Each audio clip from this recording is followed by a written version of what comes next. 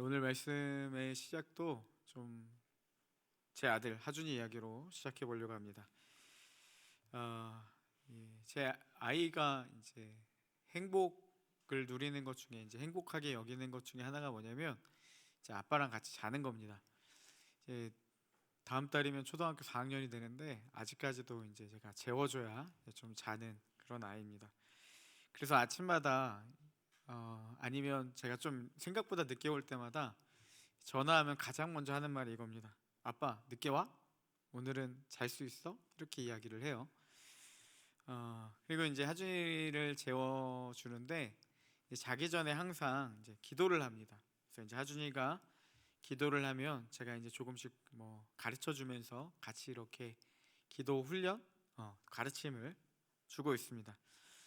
이제 한 번은 하준이가 기도하는데 이렇게 기도를 했어요. 자주 하는 기도 제목인데 키 크게 해주세요. 살쪄서 몸무게가 30kg 되게 해주세요. 축구 시합에서 골 넣게 해주세요. 이번 시합에 해트트릭 하게 해주세요. 이렇게 기도를 했습니다.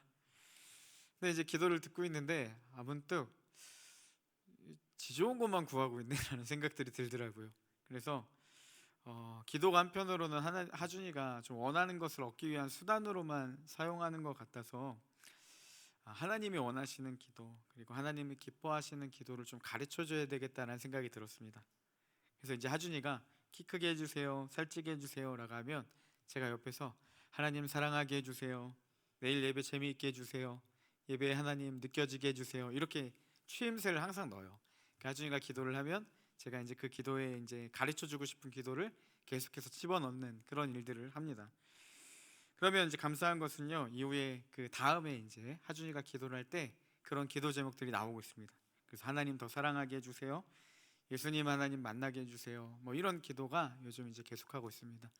이제 이 기도가 더욱더 발전되어서 요즘에는요, 아빠 담임 목사님 되게 해주세요. 네, 이제 타인을 위한 중보 기도까지 이제 하고 있습니다.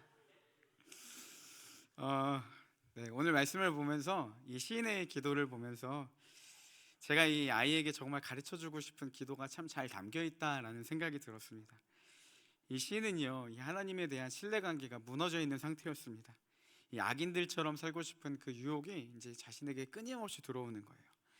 흔들리는 자신의 마음을 주체하지 못해서 하나님께 제발 좀 붙들어 달라고, 내가 이 악을 행하지 않도록, 악에 넘어지지 않도록 나를 좀 붙잡아 주세요, 이렇게 간절하게 하나님의 뜻대로 살기를 구하는 그 모습이 오늘 말씀에 담겨 있습니다.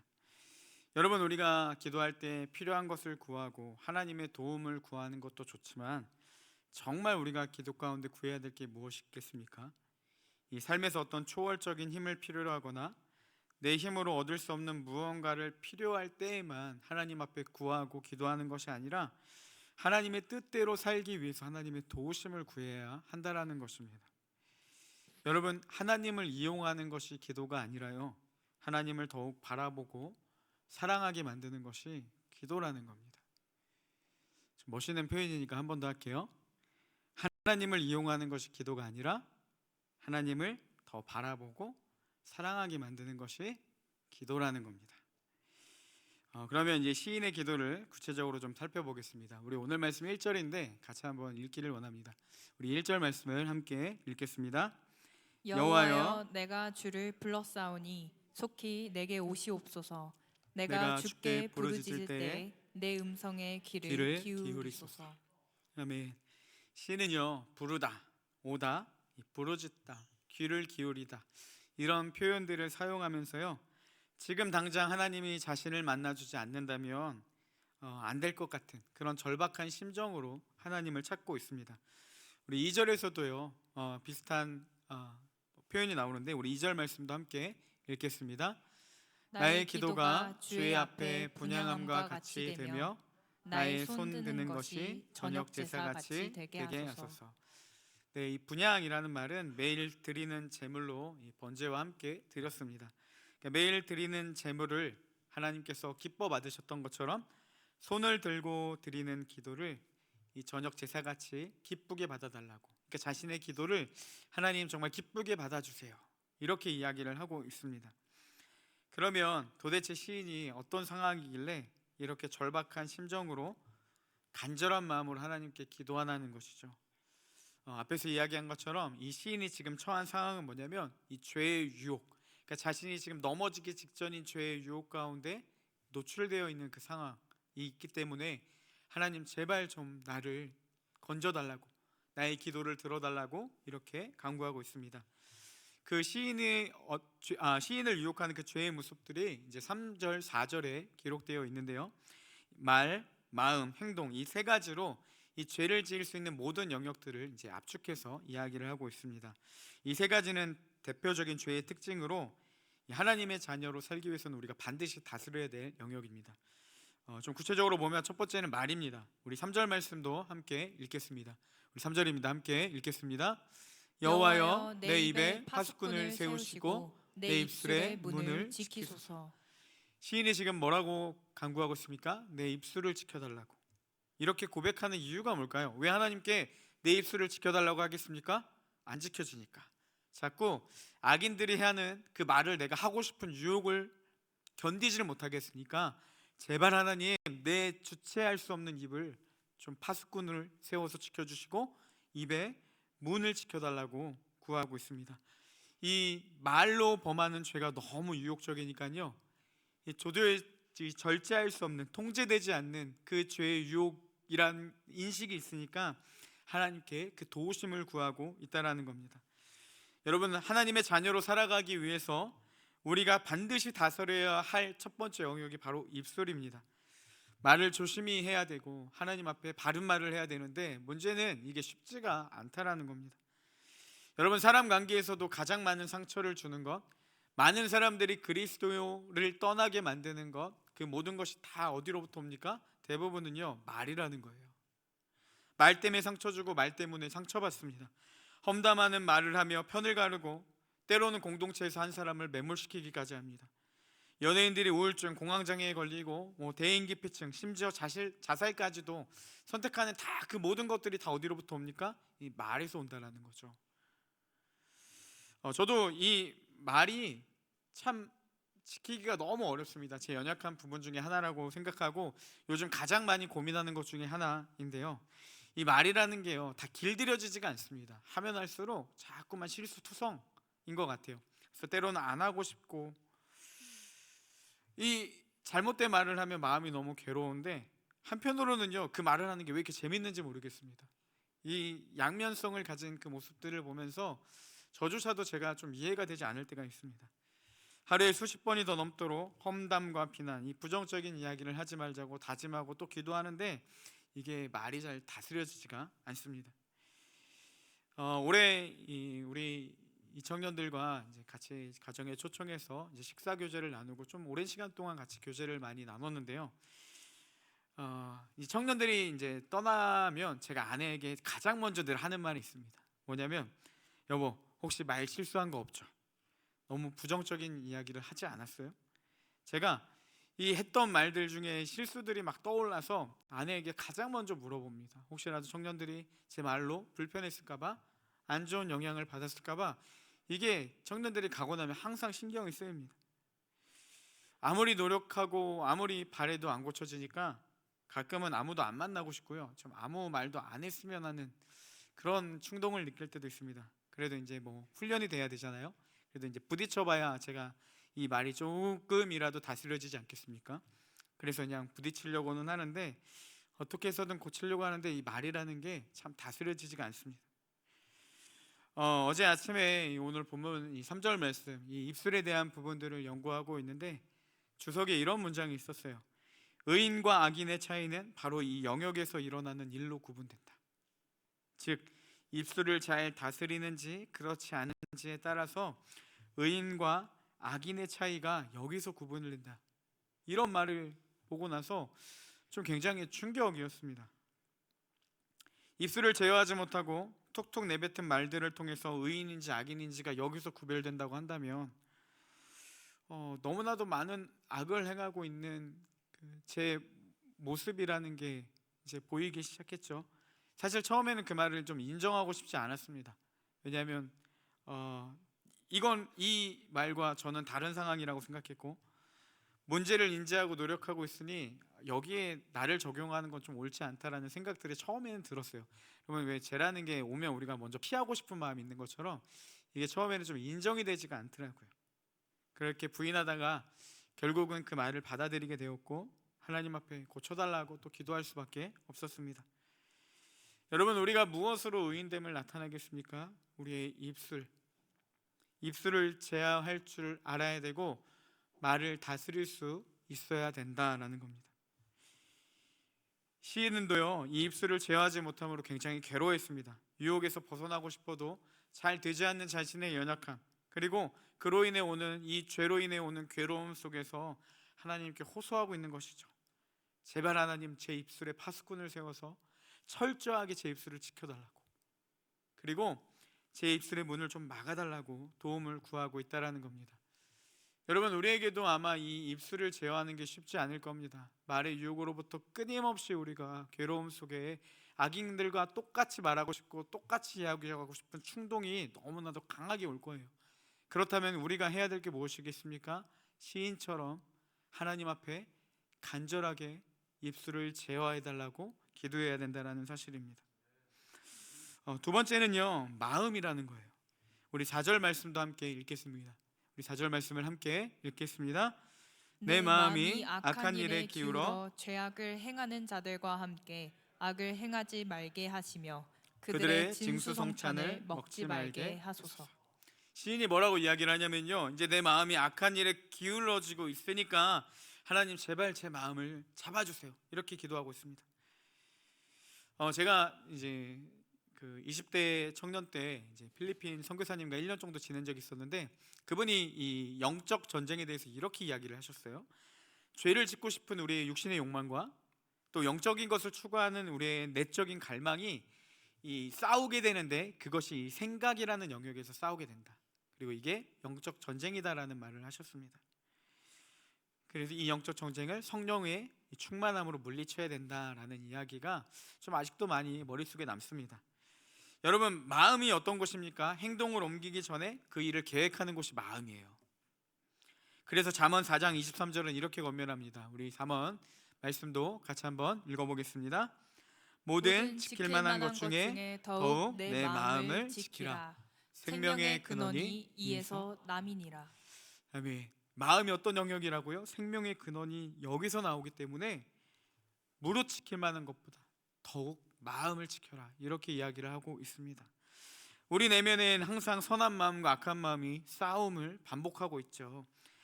근데 이제 악이 승리하면 우리는 악한 일을 행하게 되고, 여기서 선이 승리하면 선한 일을 행하게 됩니다. 시인은 그것을 너무나도 잘 알았기 때문에 자꾸만 악으로 기울어가는 자신의 마음을 불안해하며 하나님 앞에 그 마음을 잡아줄 것을 구하고 있다는 겁니다.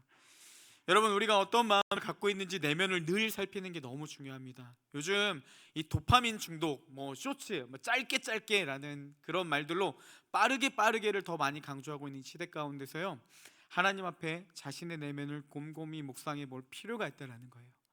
나의 내 마음의 상태가 지금 어떠한 상태인지 우리는 끊임없이 점검해 봐야 된다는 겁니다.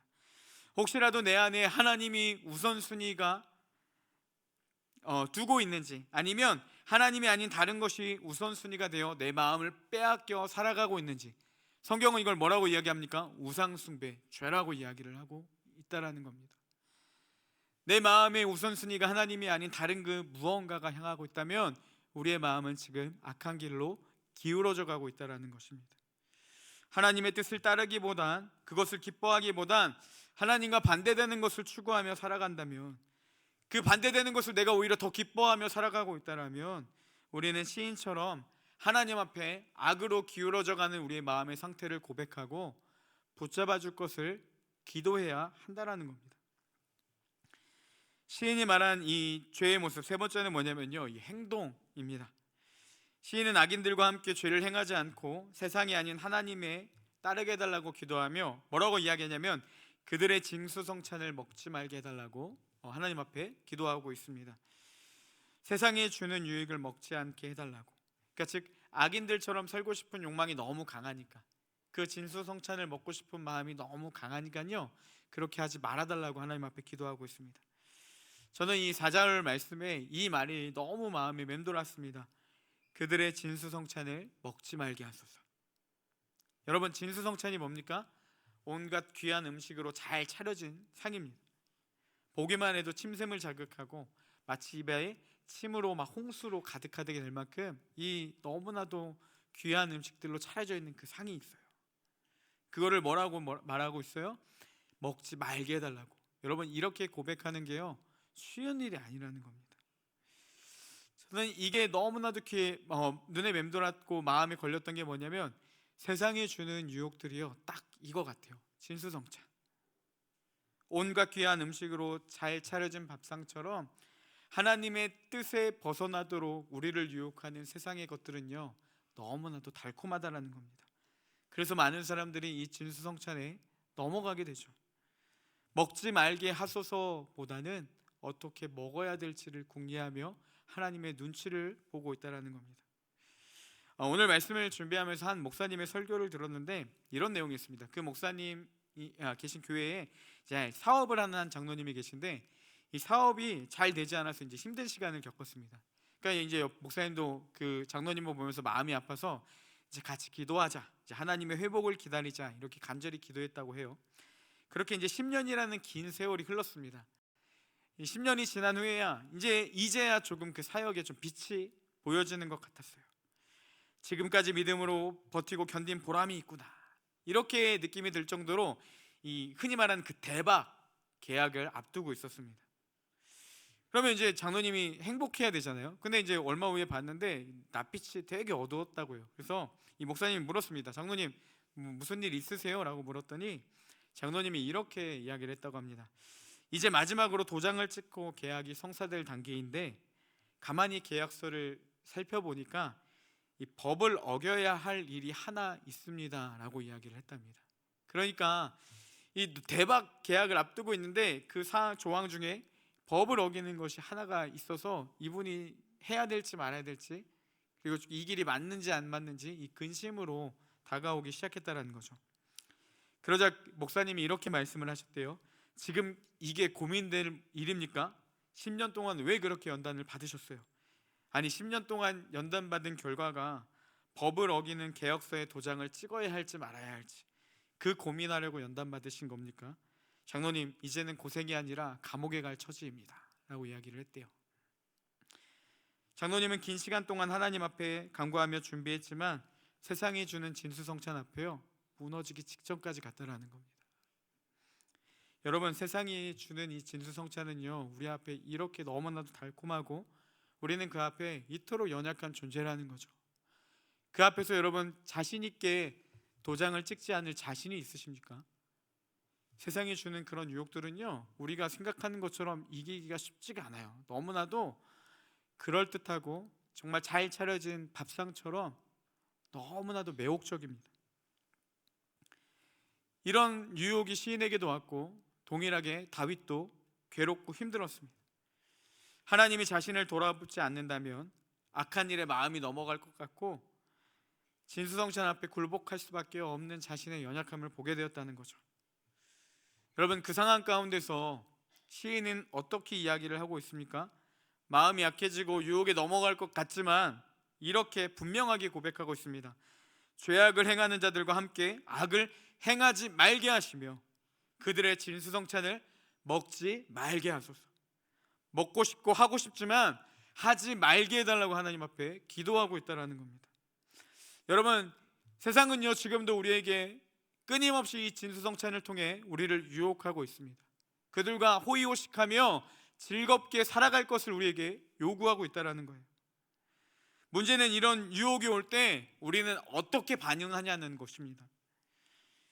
아마 진짜 달콤한 이 유혹이 우리 가운데 온다면, 여러분, 대박 계약을 앞두고 있는데 그냥 단 하나의 정직하지 못한 것이 마음에 걸린다라면 우리도 시인처럼 정말 결단하며 단호하게 하나님, 내가 이걸 찍지 말게 해달라고 기도할 수 있냐는 것이죠. 아마 고민하고 갈등할 겁니다. 그리고 그 고민이 깊어지고 갈등이 깊어질수록 내면에 깊은 고뇌가 올수록 우리는 하지 말아야 되겠다라는 결단보다는요, 아마 그 음식이 더 맛있게만 보일 거예요. 점점씩 그쪽으로 마음을 빼앗길 겁니다. 세상의 진수성찬 앞에 우리는 어떻게 반응합니까? 죄를 벗어나기 위해 힘쓰기보다는요, 그 음식을 왜 먹어야 하는지 그 이유들이 머릿속에 막 쏟아지기 시작해요. 하나님의 말씀이 흐려지고 점점씩 내가 먹어야 될 이유들이 막 수도 없이 찾아옵니다. 그러면 더 먹고 싶은 마음이 커져지죠. 그리고 이제는 어떻게 바뀌냐? 먹을지 말지 고민이 아니라 어떻게 내가 합리적으로 먹을지를 생각하게 돼요. 남들도 하니까 이 정도는 괜찮지. 오늘까지만 하는 거야. 내일부터는 나는 다를 수 있어. 이렇게 어떻게 먹을지 그 생각만으로만 가득 차게 된다라는 거죠. 벗어나야 한다라는 이성적인 판단은 들지만 벗어나야 되겠다라는 생각이 들 때마다 오히려 더 죄를 짓고 싶은 충동, 더 먹고 싶은 충동에 사로잡히게 되고 그것을 짓기 위한 핑계를 만드는 이상한 노력들이 우리 가운데 나타나기 시작한다는 거예요. 이게 어떻게 보면 죄 앞에 연약한 우리의 현 주소가 아니겠습니까? 죄를 짓지 않기 위해서 하나님 진수성찬을 먹지 말게 하옵소서 이렇게 구하는 자체가요, 쉬운 고백이 아니라는 겁니다. 이런 상황이 올 때마다 오늘 말씀은 우리에게 어떻게 이야기를 하고 있습니까? 분명하게 진수성찬을 먹고 싶은 마음을 물리치고 시인처럼 먹지 말게 하소서 이렇게 하나님 앞에 기도할 수 있는 결단이 나타나야 된다는 것입니다. 시인은 끊임없이 갈등합니다. 그래서 자기도 넘어갈 수 있는 위협적인 상황 가운데 이렇게 고백하고 있습니다. 우리 5절 말씀도 함께 보겠습니다. 우리 5절 말씀을 함께 읽겠습니다. 의인이 나를 칠지라도 은혜로 여기며 책망할지라도 머리에 기름같이 여겨서 내 머리가 이를 거절하지 아니할지라 그들의 재난 중에도 내가 항상 기도하리로다.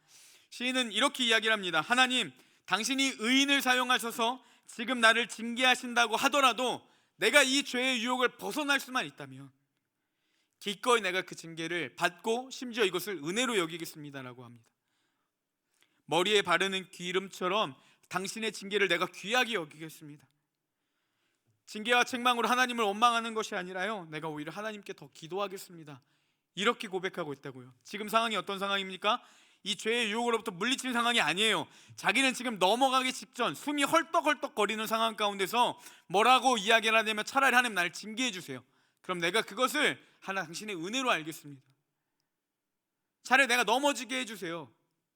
그거를 내가 귀하게 여기겠습니다. 이렇게 이야기를 하고 있다는 거죠. 사랑하는 우리 청년부 여러분, 다윗은요, 오늘 말씀에 나오는 이 시인은요, 어떻게 하든 하나님의 뜻대로 살고 싶어하는 마음에 갈망이 있었습니다. 죄가 마음에 들어와서 넘어질 수밖에 없는 상황이 여겨진다고 해도 끝까지 하나님의 뜻대로 살게 해달라고 발버둥치고 있다는 거예요. 우리에게도 이런 간절함이 있기를 소망합니다. 어떻게든 하나님의 뜻대로 살고 싶다고, 어떻게든 나를 넘어뜨리는 죄의 유혹에서 벗어나고 싶다고 그 거룩한 발버둥이 우리 가운데 있기를 소망합니다. 그러면 시인은요, 과연 어떻게 이런 결단을 할 수 있었냐는 것이죠. 어떻게 그런 담대함이 있었냐는 것입니다. 우리 6절 말씀도 함께 보겠습니다. 우리 6절 말씀을 함께 읽겠습니다. 그들의 재판관들이 바위 곁에 내려 던져졌도다. 내 말이 닮으로 무리가 들으리로다. 악인의 심판이 하나님의 심판이 이 악인들에게 임하게 될 때 높은 바위에서 던져질 것입니다 라고 선언합니다. 이것은 그 고대 사회의 이 사형수들을 처형할 때요, 높은 바위에서 밀어 떨어져 죽게 한 그 풍습을 배경으로 한 말씀입니다. 즉 시인은 하나님께서 악한 자들을 자신의 행위대로 갚아주시는 분, 심판하시는 분임을 알았다라는 것이죠. 그래서 진수성찬 앞에서도 너무나도 먹고 싶은 그 유혹 가운데서도 먹지 말게 해달라고. 왜요? 반드시 하나님이 그 악을 심판하실 것을 알았기 때문이라는 것이죠. 그래서 이렇게 이야기하죠. 내 말이 닮으로 무리가 들으리로다. 비록 악을 행하는 일들이 진수성찬처럼 보이지만 결국 옳은 일이 아니라는 것을 하나님이 심판이 임하게 되면 알게 될 것이라는 거예요. 그 진리를 붙잡고 진리를 선언하며 어떻게든 죄에서 벗어나기 위해 힘썼다라는 겁니다. 그 죄를 너무나도 먹고 싶지만 내가 먹었을 때 어떤 일이 일어나는지를 분명히 알고 있었다라는 거예요. 그렇기 때문에 너무나도 먹고 싶어서 자기가 참을 수 없을 정도로 견디기 힘든 상황 가운데서도 먹지 않게 해달라는 하나님 앞에 기도를 할 수 있었다라는 겁니다. 여러분, 그러기에 우리는요, 이 죄와 끊임없이 싸워야 됩니다.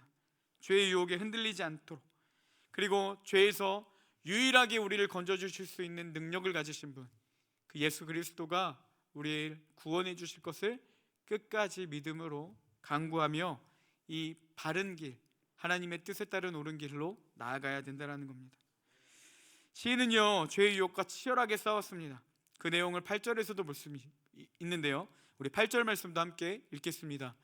주 여호와여, 내 눈이 주께 향하며 내가 주께 피하오니 내 영혼을 빈궁한 대로 버려두지 마옵소서. 내 영혼을 빈궁한 대로라는 말은 자기가 스스로 방어할 수 있는 능력이 없다. 그러니까 나는 아무것도 할 수 없습니다. 이 앞에 당신이 도와주지 않는다면 난 지금 당장 넘어질 수밖에 없어요. 이렇게 고백하는 겁니다. 주 여호와여, 내 눈이 주께 향하여 피하오니 이토록 연약하니까 나는 하나님만 바라보겠습니다 라고 이야기를 합니다. 여러분, 시인도 우리랑 똑같았습니다. 죄의 유혹 앞에 자신은 무너질 수밖에 없는 연약한 존재였던 거예요. 그 가운데서도 시인이 했던 건 무엇입니까? 끊임없이 하나님의 도우심을 구했다라는 겁니다. 어떻게 해서든 하나님을 바라보려고 했습니다. 쉽지 않았을 거예요. 그리고 많이 넘어져 봤을 겁니다. 어쩔 수 없는 순간이 찾아오는 경우도 있었고요, 넘어져서 다시 일어나 주님을 붙드는 경우도 있었을 것입니다. 그 어떤 상황이 왔든 시는요, 끝까지 하나님 앞에 이 죄에서 나를 건져달라고, 하나님 지금 당장 나를 건져주지 않으면 난 죽을 수밖에 없는 연약한 존재라고, 넘어질 수밖에 없다고 끝까지 하나님께 붙들며 나아갔습니다. 포기하고 싶은 순간들도 있었겠죠. 기도해도 이루어지지 않는다고 낙심이 올 수도 있었을 겁니다. 하나님과 나와 너무 멀리 느껴져서 기도해봤자 소용이 없다라고 그 깊은 거짓 말들이 자꾸 끊임없이 시인을 괴롭혔을 거예요. 그럼에도 끝까지 시인은 하나님을 붙들었습니다. 여러분, 너무나도 우리와 비슷한 모습들이 나타나고 있지 않습니까? 회개하고 하나님의 도우심을 구하는데 내가 이거 어떻게든 한번 버리겠다고 하나님 앞에 기도해도 하나님은요, 정말 남일 들으시는 것처럼 여겨질 때가 너무나도 많습니다. 도대체 그때만큼은 뭘 하고 계신지, 꼭 내가 이 죄의 문 앞에서 도움을 구할 때 하나님은 안 계신 것 같아요. 하루를, 한 달을, 1년을, 10년을 기도해도 여전히 해결되지 않는 죄의 문제들도 있습니다. 그러면 우리 안에 자꾸 어떤 생각이 듭니까? 내가 정말 기도할 때 하나님이 도와주신다라는 믿음보다는요, 그냥 마음에 드는 죄책감을 해결하기 위해서 하나님의 도움을 구할 때가 있다라는 거예요. 그러니까 당신이 나를 반드시 건져주실 것을 믿습니다가 아니라 그냥 죄책감이 와서 이걸 덜어내기 위해서 회개를 한다는 거죠. 하나님이 해결해 주시는 건 믿지가 않아요. 단지 내 마음이 괴로우니 그냥 이걸 종교적인 순환을 했을 뿐입니다. 여러분, 오늘 말씀에 굉장히 중요한 것이 한 가지 있는데요, 시인이 수도 없이 포기할 수 있는 상황 가운데서, 하나님을 향한 믿음과 신뢰가 사라져가는 상황 가운데서 끝까지 하나님을 바라보자 어떤 일이 일어났냐, 그의 관점에 전환이 일어나기 시작했다라는 겁니다. 우리 9절 말씀에 그 내용이 잘 담겨 있는데요, 우리 9절 말씀도 함께 읽겠습니다. 우리 함께 읽겠습니다. 나를 지키사 그들이 나를 잡으려고 놓은 올무와 악을 행하는 자들의 함정에서 벗어나게 하옵소서. 아멘. 시는요, 불과 얼마 전까지 자신을 유혹하는 죄가 어떻게 보이냐면 진수성찬 같이 보였어요. 그렇죠? 근데 9절에서 그 진수성찬과 같은 죄의 유혹을 뭐라고 이야기합니까? 나를 잡아려고 놓은 올무와 함정. 앞에 말씀에서 자신을 유혹하는 죄가 4절까지만 해도요, 진수성찬이었는데 계속해서 하나님 앞에 나 이거 먹지 않게 해달라고, 행하지 않게 해달라고 기도하다 보니까요, 진수성찬이 이게 나를 넘어뜨리려는 올무와 함정으로 보이기 시작했다는 거예요.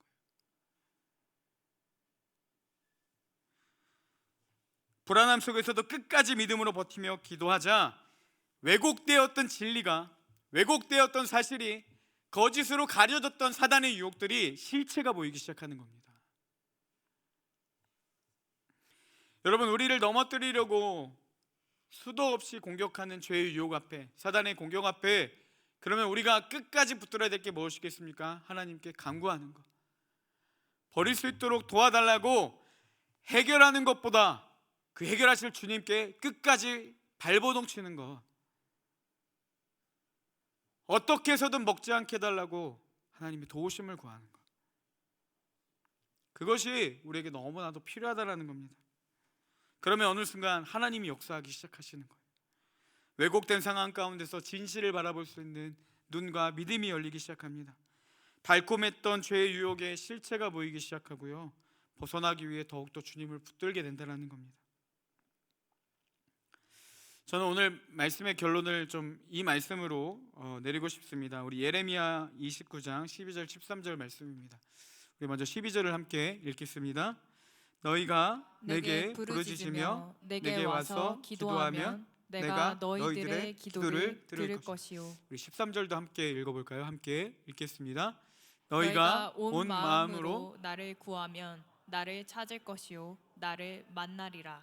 아멘. 우리가 13절 믿음으로 한 번만 더 읽어봅시다. 우리 13절 말씀을 좀 크게 같이 한 번 더 읽겠습니다.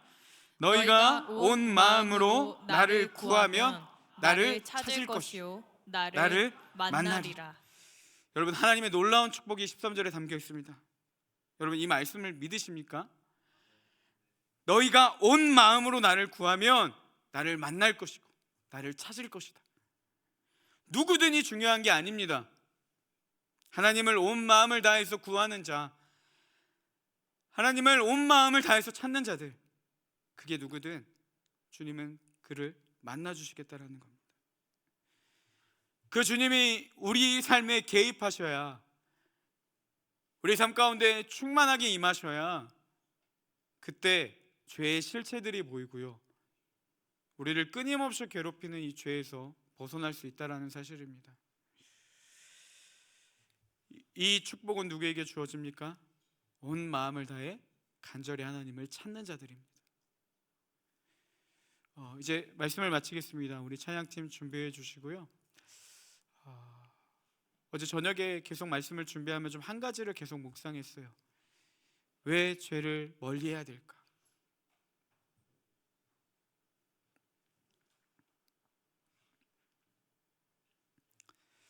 죄는요, 하나님과 우리 사이를 멀게 만듭니다. 여러분, 세상에서 어떤 게 가장 큰 고통입니까? 실패하는 거? 투자했다가 모든 돈을 잃는 거? 사랑하는 사람들의 이별과 슬픔, 죽음? 그런 것도 있겠지만요, 여러분, 세상에서 가장 큰 괴로움과 가장 무서운 형벌은요, 하나님과의 멀어짐이라는 겁니다. 그리스도인들에게 그리스도를 뺏어가는 것만큼 큰 고통과 괴로움이 어디 있겠습니까? 그거를 하려고요, 사단은 진수성찬처럼 포장해서 우리를 끊임없이 넘어지게 만든다는 거죠. 그 벗어날 수 없는 치명적인 유혹 앞에 우리가 해야 될 거는요, 하나님을 간절히 찾는 것, 간절히 하나님을 붙드는 것. 그때 주님이 역사하신다라는 사실입니다.